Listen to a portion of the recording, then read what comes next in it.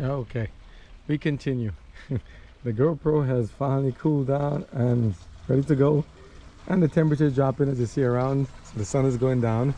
It's almost like a whole day exercise just trying to make this video, but by the grace of God we shall continue. So again, the books you see behind us here, Patriarchs and Prophets, Prophets and Kings, Last Events, all these books are by Ellen G. White, are very wonderful accompaniments towards the Bible itself.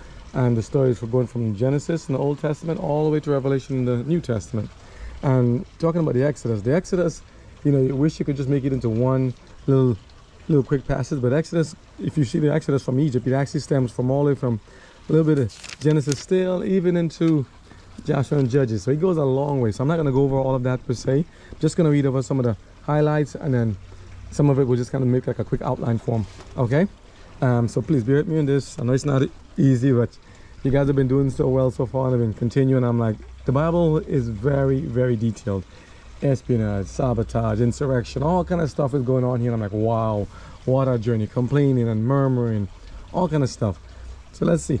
So at this point in the time, coming to the book of Exodus, right before that in Genesis, this part here, you know, Jacob has passed away already, and Joseph is about to die also. And he tells his brother a message, tells his brothers a message and his people before he goes. He said, verse 22 of Exodus, of Genesis, chapter 50. Okay, goes from the burial of Jacob into Joseph now. Joseph comforts his brethren. So let's go to verse 22 of Genesis chapter 50. And Joseph dwelt in Egypt, he and his father's house, and Joseph lived 110 years. 110. And Joseph saw Ephraim's children into the third generation, and the children also of Machir, son of Manasseh, were brought up upon Joseph's knees. And Joseph said unto his brethren, well, Joseph is actually a kind of Jesus figure. When you go into the story in depth and deepness of it, you'll see this. You know, someone sold into, you know, kind of like bondage and slavery and suffering for his brothers and sisters, delivering his family, everything. Joseph is a very Christ-like figure in many ways. And Joseph took an oath. And Joseph said unto his brethren, I die, and God will surely visit you, and bring you out of this land unto the land which he sware to Abraham, to Isaac, and to Jacob. And Joseph took an oath to the children of Israel, saying, God will surely visit you, and you shall carry up my bones from hence. So Joseph died, being 110 years old, and they embalmed him, and he was put in a coffin in Egypt. Even since back then, right? And we said before of Exodus, this is the genealogy of Jacob and the children, you know, and see what happened from them. And, you know, it's just a very detailed structure. And let me make this in read. Let's see if it reads right now. Let's see if it works. Let's see. Let's try. We're gonna go from, okay, Mark is right. Okay, good. Go back. This Bible app is loving to have fun with me. Okay, go back. Exodus 1. Go back. Okay, done. Can we continue reading, or you want me to read it again? I think I have to do it myself. Shall I do it myself? Okay. Doesn't want to go? Let's see. The book of Exodus. All right, we got progress. Chapter 1. Now these are the names of the children of Israel, which came into Egypt. Every man in his household came with Jacob. Reuben, Simeon, Levi, and Judah. Issachar, Zebulun, and Benjamin. Dan and Naphtali. Gad and Asher. And all the souls that came out of the loins of Jacob were 70 souls. For Joseph was in Egypt already. And Joseph died, and all his brethren, and all that generation. And the children of Israel were fruitful, and increased abundantly, and multiplied, and waxed exceeding mighty, and the land was filled with them. Now there arose up a new king over Egypt, which knew not Joseph. And he said unto his people, Behold, the people of the children of Israel are more and mightier than we. Come on, let us deal wisely with them, lest they multiply. And it come to pass, that when there falleth out any war, they join also unto our enemies, and fight against us, and so get them up out of the land. Therefore they did set over them taskmasters, to afflict them with their burdens. And they built for Pharaoh treasure cities, Pithom and Ramses. But the more they afflicted them, the more they multiplied and grew. And they were grieved because of the children of Israel. And the Egyptians made the children of Israel to serve with rigor. And they made their lives bitter with hard bondage in mortar and in brick and in all manner of service in the field. All their service wherein they made them serve was with rigor. And the king of Egypt spake to the Hebrew midwives, of which the name of the one was Shiphrah, and the name of the other Puah. And he said, When ye do the office of a midwife to the Hebrew women, and see them upon the stools, if it be a son, then ye shall kill him. But if it be a daughter, then she shall live. Here's something interesting. That was actually Satan again, trying to find a way to destroy the deliverer, because the prophecy was that someone will come and deliver them and bring them out. Satan trying to get them again. The midwives feared God, and did not as the king of Egypt commanded them, but saved the men children alive. And the king of Egypt called for the midwives, and said unto them, Why have ye done this thing, and have saved the men children alive? And the midwives said unto Pharaoh, Because the Hebrew women are not as the Egyptian women, for they are lively, and are delivered ere the midwives come in unto them. Therefore God dealt well with the midwives, and the people multiplied, and waxed very mighty. And it came to pass, because the midwives feared God, that he made them houses. And Pharaoh charged all his people, saying, Every son that is born ye shall cast into the river, and every daughter ye shall save alive. Could you imagine? That's what happened in Jesus' time also. Chapter 2.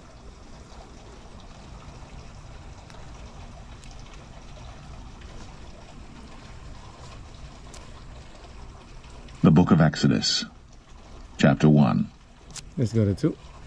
The book. Since I went over the book of Exodus. Since I went over to my memory. Chapter 1. I went over all the memory, so now it's fight with me. Exodus 2. Okay, let's see. And there went a man of the house of Levi, and took to wife a daughter of Levi. And the woman conceived, and bare a son. And when she saw him that he was a goodly child, she hid him 3 months. And when she could not longer hide him, she took for him an ark of bulrushes, and daubed it with slime, and with pitch, and put the child therein. And she laid it in the flags by the river's brink. And his sister stood afar off to wit what would be done to him. And the daughter of Pharaoh came down to wash herself at the river. And the way the story goes from there, pretty much the way the story ended up, that Miriam actually made a referral to the Pharaoh's daughter that a woman, Moses' mom, could actually nurture the child for him. So they kept it as a little secret, you know.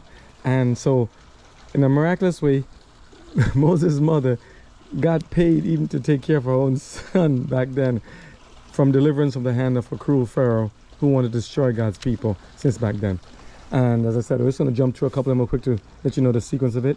Then after that, you know, pretty much Moses saw what was happening to his brethren and the people who were serving as slaves in the land of Egypt. In such a sad way, they came there to dwell there in peace, and later on they were made into be slaves. And then they were pretty much executed and used as beasts of burden. And God saw that. And he was very sad to see that, you know. So Moses tried to deliver them the best he can with his own strength, you know, thinking he could fight them, you know, fight for them and maybe, you know, deliver them through violent means. And sadly, he kind of ended up killing an Egyptian, you know, you saw them harming one of the slaves.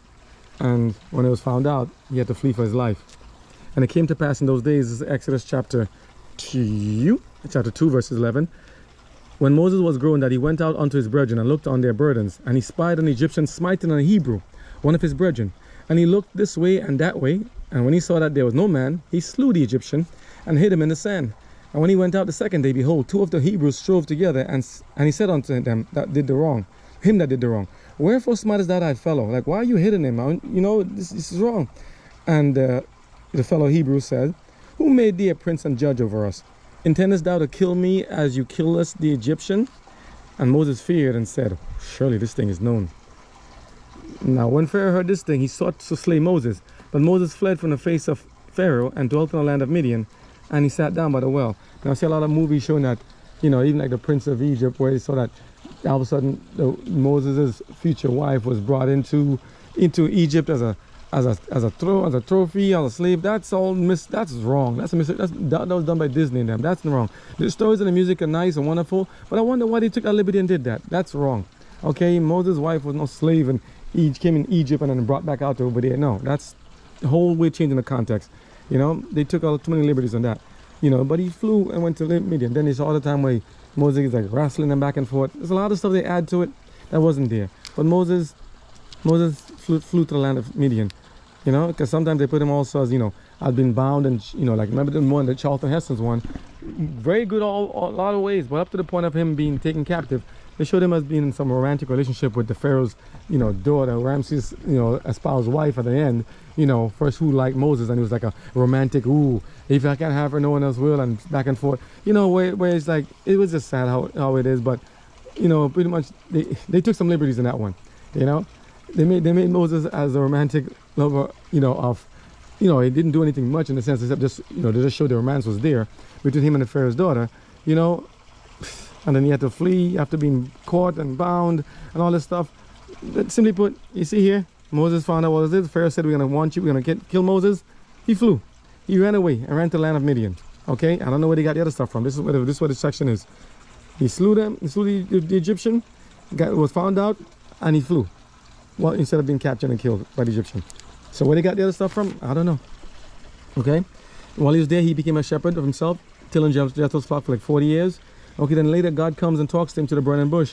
And Moses tries to say, I'm not ready, my tongue, I can't speak everything, I can't do it. And the Lord said, I made man, I made the tongue and everything else.